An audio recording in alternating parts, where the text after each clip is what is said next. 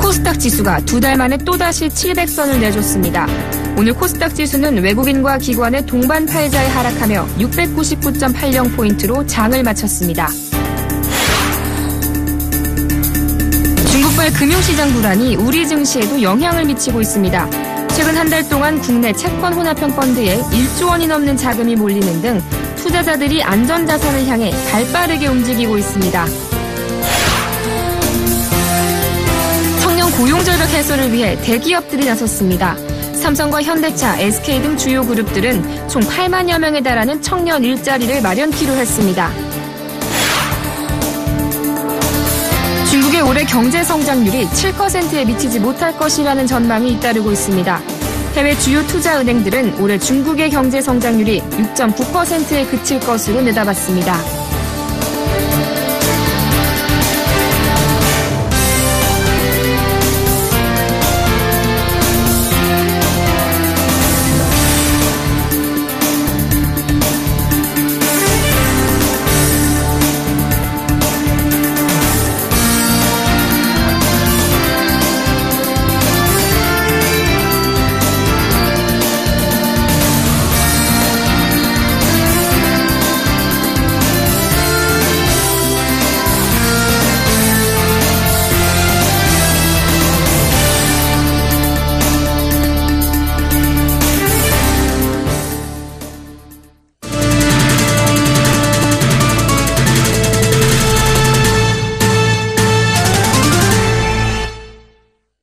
여러분 안녕하십니까? 18일 화요일 센경제연장 오늘의 주요 뉴스입니다.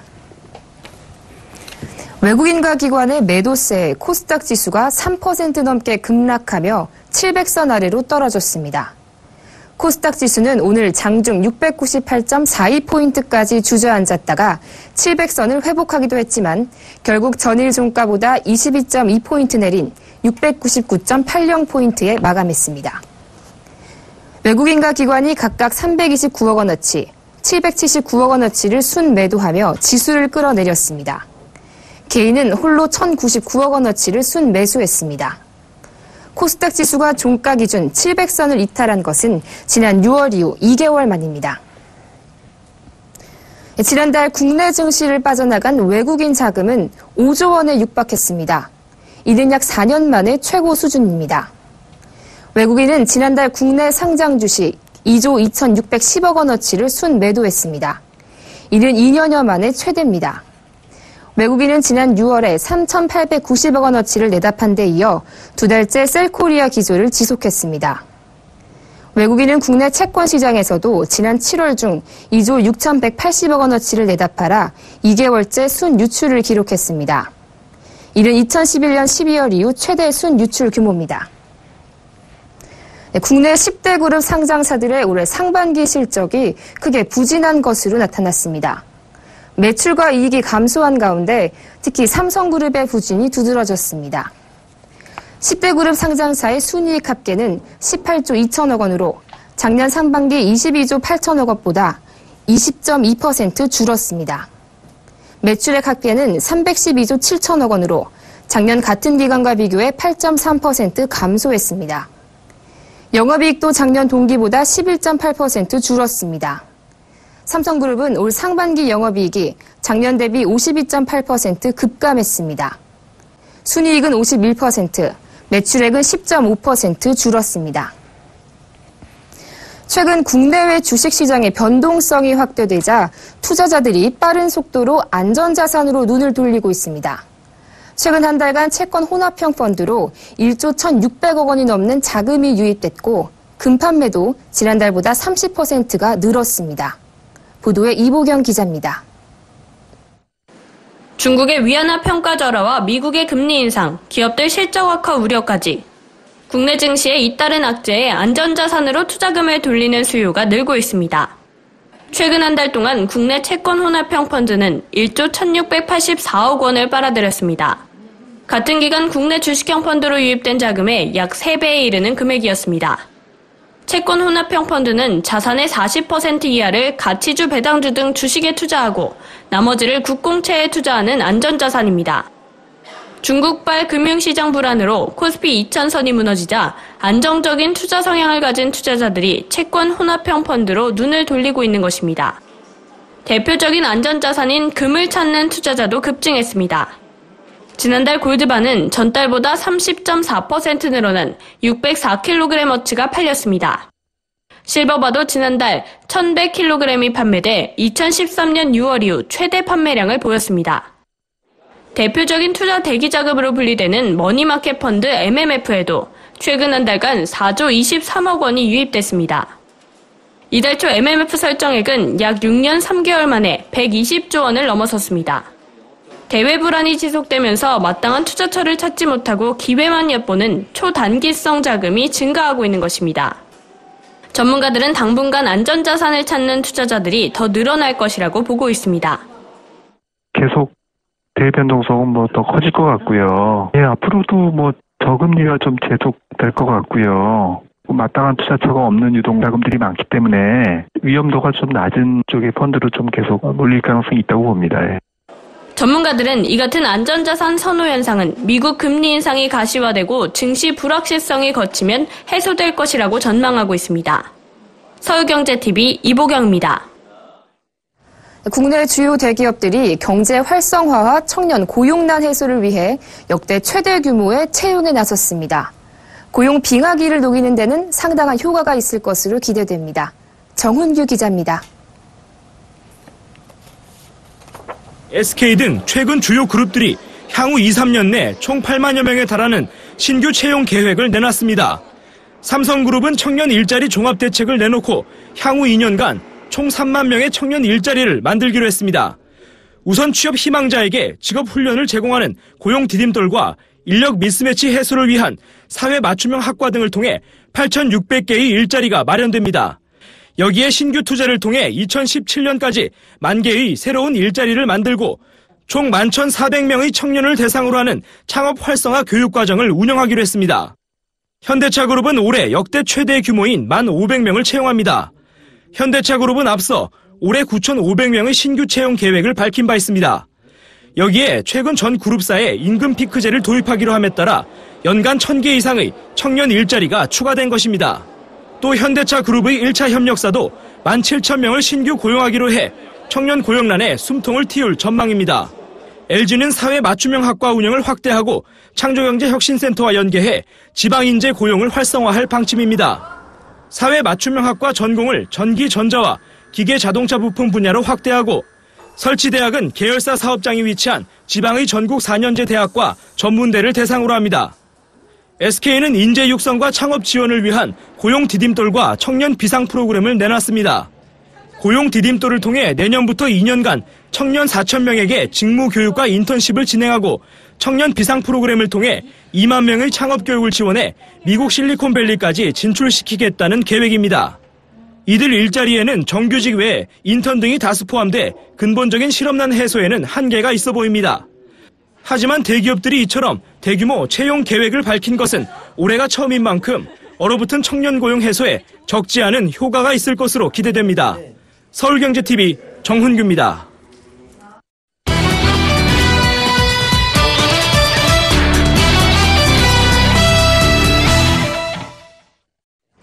세월호 참사와 메르스 사태로 내수 경기가 극도로 침체되면서 가게의 살림살이가 팍팍해지고 있습니다. 여기에 전세 가격은 천정부지로 오르고 청년 취업난마저 가중되면서 우리 경제의 기둥이라고 할 수 있는 중산층들의 미래에 대한 인식이 우울한 것으로 나타났습니다. 자세한 소식 서울경제신문 경제부 조민규 기자 전화 연결해 들어보겠습니다. 조민규 기자, 자세한 소식 전해주시죠. 네. 서울경제신문이 창간 55주년을 맞아 지난달 27일부터 지난 5일까지 현대경제연구원과 함께 총 810명을 대상으로 설문조사를 했는데요. 결과를 먼저 말씀드리면 우리 사회를 보는 국민의 인식이 심각한 수준입니다. 우선 응답자 중 81%가 개인이 열심히 노력해도 계층 상승이 어렵다고 답했습니다. 문제는 젊은 세대일수록 계층 상승 가능성을 낮게 본다는 점입니다. 30대 응답자 중 계층 상승이 어렵다고 본 사람은 86.5%를 차지했고 40대도 81.8%로 평균치를 웃돌았습니다. 반면 50대는 77.1%, 60대는 69.9%를 나타냈습니다.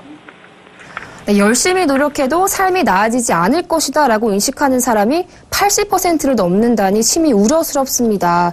이렇게 계층 상승 가능성을 낮추는 이유 무엇이 있습니까? 네, 우리 국민들은 계층 상승을 어렵게 하는 첫 번째 요인으로 부와 가난이 대물림되는 점을 꼽았습니다. 우리나라는 부의 대물림, 가난의 대물림이 어떤 수준이라고 생각하십니까? 라는 질문에 전체 응답자의 31.3%가 매우 심각하다고 답했고 심각한 편이라는 응답도 59.6%에 달했습니다.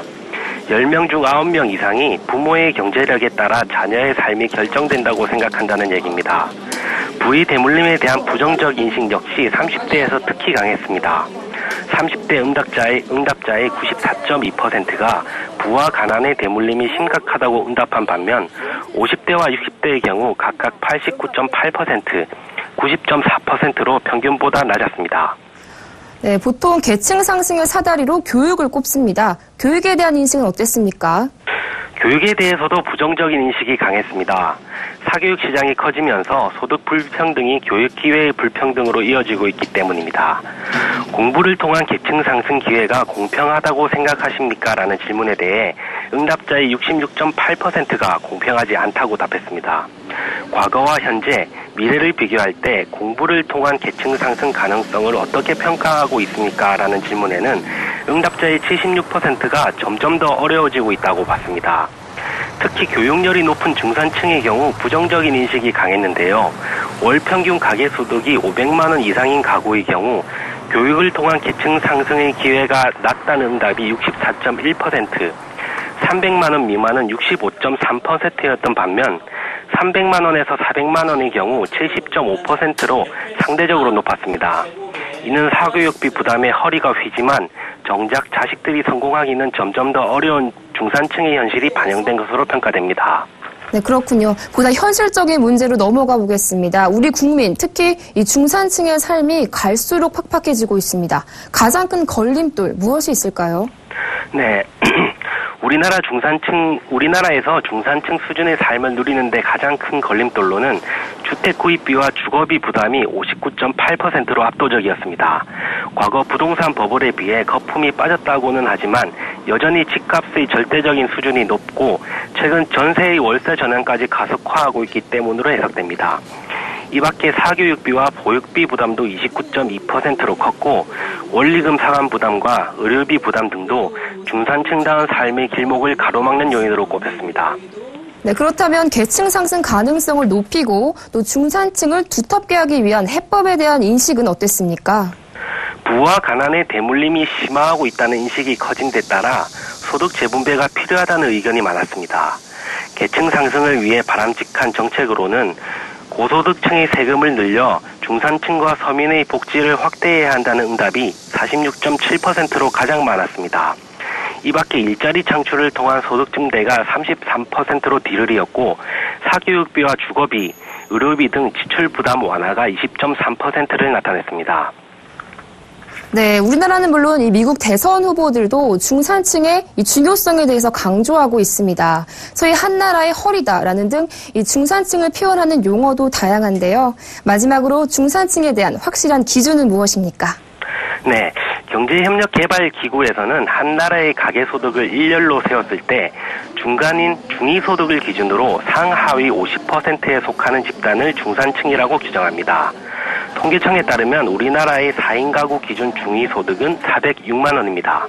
따라서 중산층 개념을 적용하면 소득이 203만 원에서 609만 원인 가계가 중산층이라고 할 수 있습니다.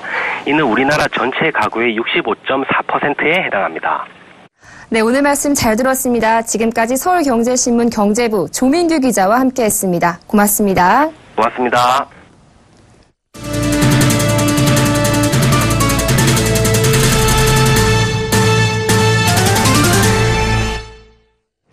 해외 주요 투자은행들은 중국의 올해 경제 성장률이 7%에 미치지 못할 것으로 내다봤습니다. 중국은 올해 1분기와 2분기에 각각 7% 성장을 했습니다. 그러나 하반기에는 중국 정부의 목표치인 7% 성장이 어렵다는 전망이 나오면서 올해 연간 성장률이 7%를 밑돌 것이란 분석입니다. 세계 주요 금융기관 15곳이 전망한 중국의 올해 성장률은 평균 6.9%로 나타났습니다. 바클레이즈와 시티그룹, 골드만삭스 등이 6.8%로 전망했고 노무라, 스탠다드 차타드 등은 6.9%로 예상했습니다. JP모건과 도이치뱅크 등은 7%를, HSBC와 BNP 파리바는 7.1%를 제시했습니다. 국제통화기금과 경제역량개발기구는 각각 6.8%로 전망했습니다. 중국 경제가 올해 연간 기준으로 7%대 성장을 못하면 테난먼 사태 다음해인 1990년 이래 25년 만에 처음으로 성장률이 7% 아래로 떨어지는 것입니다. 중국의 경기 둔화에 대한 우려가 커지는 가운데 우리나라의 최대 교역국인 중국 경제가 흔들리면 우리 경제도 상당한 타격을 입을 수밖에 없습니다. KT와 자회사인 BC카드가 손을 잡고 신개념 모바일 지갑 서비스 클립을 출시했습니다. 각종 멤버십과 쿠폰, 카드 할인 정보를 한데 모아 나만의 결제 카드를 만들 수 있다고 합니다. 보도에 양한나 기자입니다. 스마트폰의 전자지갑에 멤버십과 신용카드 두 가지 탭이 나타났습니다. 멤버십 탭을 누르자 나의 반경 1km에서 받을 수 있는 가맹점 혜택 서비스가 줄줄이 나옵니다.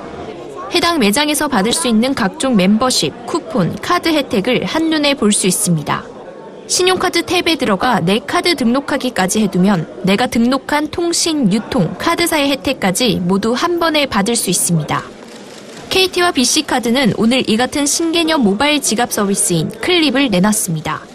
결제를 할 때 멤버십과 쿠폰, 카드 할인을 일일이 챙겨야 했던 기존 전자지갑과 달리 모든 할인 정보를 한데 모아 편의성을 높였습니다. 일단 기존 월렛들이 주로 멤버십이나 쿠폰 위주로 구성이 되어 있는데 반해 저희 클립 서비스는 신용카드 혜택이 포함되어 있고요. 기존 서비스들이 멤버십 따로, 쿠폰 따로 찾아서 챙겨서 써야 되는 거에 반해서 저희 서비스는 매장별로 그 모든 서비스가 한 번에 제공되기 때문에 해당 가맹점에서 얻을 수 있는 최대 혜택과 내가 받을 수 있는 나의 혜택을 동시에 볼 수 있고 사용하기를 누르면 바로 적립과 할인을 동시에 받을 수 있습니다. 가장 눈에 띄는 것은 주변 클립입니다. 전국 18만여 개 와이파이를 활용한 위치 기반 서비스로 이용자 주변의 매장 할인 혜택을 바로 알려주고 원하는 지역을 체크해두면 푸시 알림을 보내주는 기능입니다. KT와 BC카드는 오늘 10월 중 클립에 결제 기능도 추가할 예정입니다. 이렇게 되면 각종 할인 혜택을 확인한 뒤 곧바로 모바일 결제까지 한 번에 해결할 수 있습니다. 또 국내뿐 아니라 중국인 관광객 등 해외 고객을 대상으로 서비스를 넓혀갈 계획입니다. 서울경제TV 양한나입니다. 고 이병희 CJ그룹 명예회장 빈소에 조문객들의 발길이 이어지고 있습니다. 서울대학병원에 마련된 이 명예회장의 빈소에는 오늘 오전 일찍부터 최태원 SK그룹 회장과 삼성 사장단 일행 등 재계 인사들이 찾아와 고인을 추모했습니다. 앞서 이재용 삼성전자 부회장은 어제 저녁 8시 자신의 큰아버지인 이 회장 빈소를 찾았습니다. 이건희 삼성그룹 회장의 부인인 홍라이 리움미술관장과 딸인 이부진 호텔신라 사장도 빈소의 모습을 나타냈습니다. 이 명예회장의 동생인 이명희 신세계 회장과 정용진 부회장, 큰누나인 이인희 한솔그룹 고문 등도 빈소를 찾았습니다. 빈소에서는 고인의 딸인 이미경 CJ 부회장과 차남 이재환 재산커뮤니케이션 대표, 장손인 이선호 씨가 아버지 이재현 회장을 대신해 조문객들을 맞았습니다. 고 이 명예회장의 장례는 CJ 그룹장으로 치러집니다.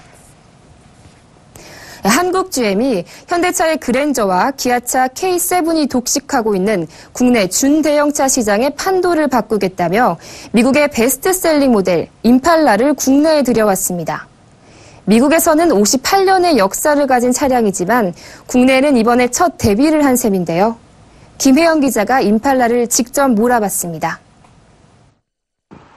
한국 GM이 국내 중대형차 시장 반격하도록 들여온 임팔라입니다. 임팔라는 1958년 첫 출시 후 전 세계에서 1,600만 대가 팔렸고 지난해 미국에서 14만 대가 팔리며 판매량 1위를 차지한 인기 차량입니다. 58년 만에 한국 땅을 밟은 임팔라의 성능을 확인하기 위해 여수공항에서 남해에 위치한 사우스케이프 오너스 클럽에 이르는 약 95km 구간을 시승해봤습니다. 우선 차에 올라타기 전 압도적인 크기의 웅장한 외관이 눈길을 사로잡습니다. 실제 경쟁 차종으로 꼽히는 그랜저와 K7, 제네시스 등의 차체 길이가 4m 후반인데 반해 임팔라는 5m가 넘습니다. 전면에 포진된 날성각들 덕분에 거대한 차체가 날렵하게 움직일 거라는 기대감이 생깁니다. 운전석에 올라타 주행을 시작하자 예상보다 가볍고 조용하게 치고 나갑니다. 이날 시승 모델은 3.6 LTG로 캐딜락의 대형 세단인 STX에 적용된 3.6리터 직분사 엔진이 장착됐습니다. 엔진 최고 출력은 309마력, 최대 토크는 36.5kgm에 달합니다. 수치가 말해주듯 임팔라의 엔진은 1700kg이 넘는 차체를 움직이면서도 힘이 남아도는 느낌이었습니다. 정지 상태에서 시속 100km까지 6.8초 만에 도달합니다. 매끄러운 코너링과 고속에서의 안정감은 임팔라가 미국 시장 판매 1위인 이유를 수긍케 했습니다. 다만 고속에서 느껴지는 소음은 아쉬운 부분입니다.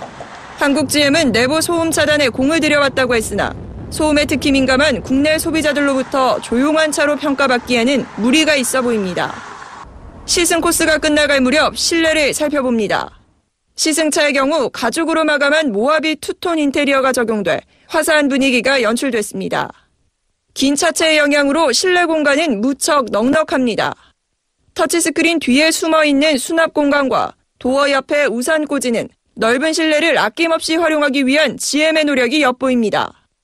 임팔라의 최대 장점 중 하나는 가격 대비 가치가 우수하다는 점입니다.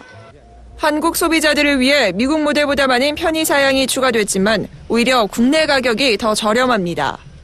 아직 출고 전이지만 국내 반응은 뜨겁습니다. 사전 계약 보름도 안 돼 2,000대 계약을 훌쩍 넘어섰습니다.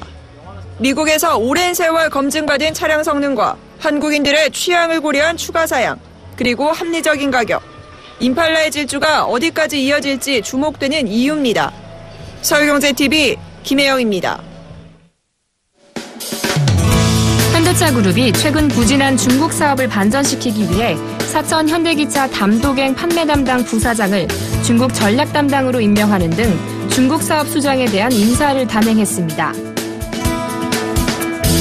올 상반기 전 세계적으로 134건의 해적 공격 사건이 보고된 가운데 107건이 동남아 해역에 집중돼 이 지역을 운항하는 선박들의 긴장감이 높아지고 있습니다.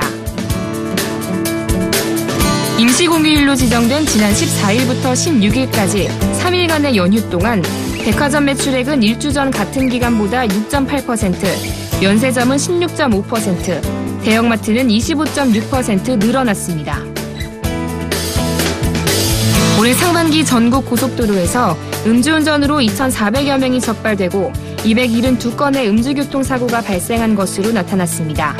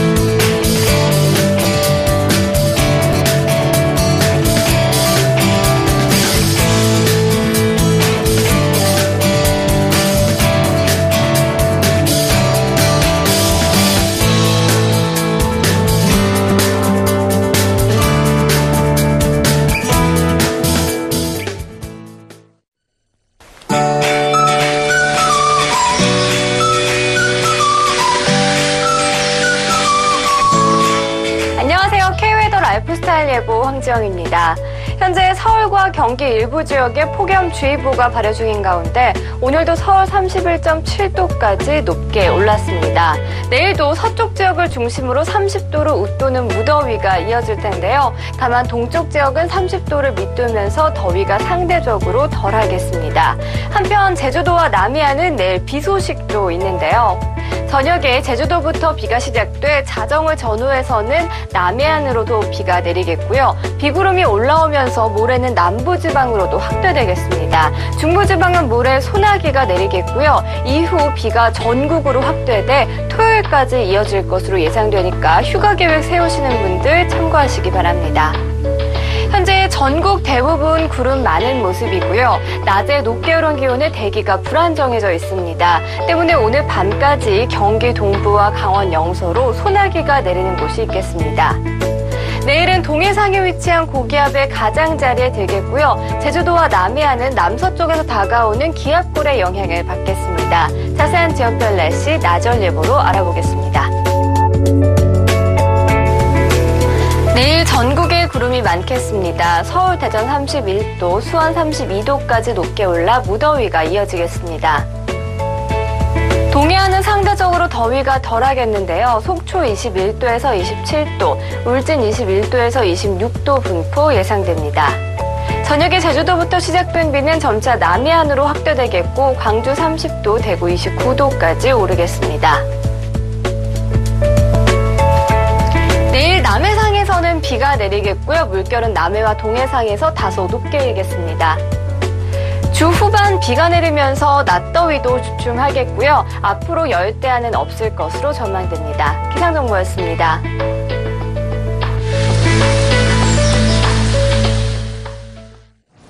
생경제 현장 여기서 마칩니다. 시청해주신 여러분 고맙습니다.